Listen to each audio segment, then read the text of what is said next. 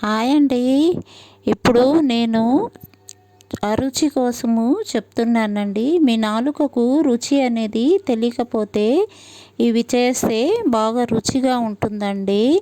రోజు అన్నం తినే ముందు మనం అన్నం తినే కూర్చుంటాం కదా, అప్పుడండి కొంచెము చిన్న అల్లం ముక్క తీసుకోవాలండి. తీసుకొని ఉప్పులో బాగా అద్ది తినాలండి. తినేసి మళ్ళీ అన్నం తినొచ్చు.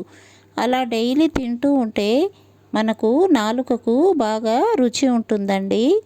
రెండో చిట్కా వచ్చి కరక్కాయలు అండి. దానికి గింజలు తీసేసి పెచ్చులు మాత్రం తీసుకోవాలండి. ఎండు ద్రాక్ష అండి. మూడోది పటిక బెల్లము. ఈ మూడు సమభాగాలండి తీసుకొని మనము పొడి చేసుకొని పెట్టుకోవాలండి. రోజు ఉదయము సాయంత్రము గోరువెచ్చని నీళ్ళలో మనము అర స్పూను నోట్లో వేసుకొని గోరువెచ్చని నీళ్ళు వేసుకోవాలండి. అలా తీసుకుంటా ఉంటే మనకు రుచి అనేది బాగా తెలుస్తుంది. పైగా దీనివల్ల మనకు ఆకలి కూడా బాగా పెరుగుతుందండి. ఈ చిట్కా మీకు నచ్చితే లైక్ చేయండి, షేర్ చేయండి, సబ్స్క్రైబ్ చేయండి. థ్యాంక్ యూ అండి.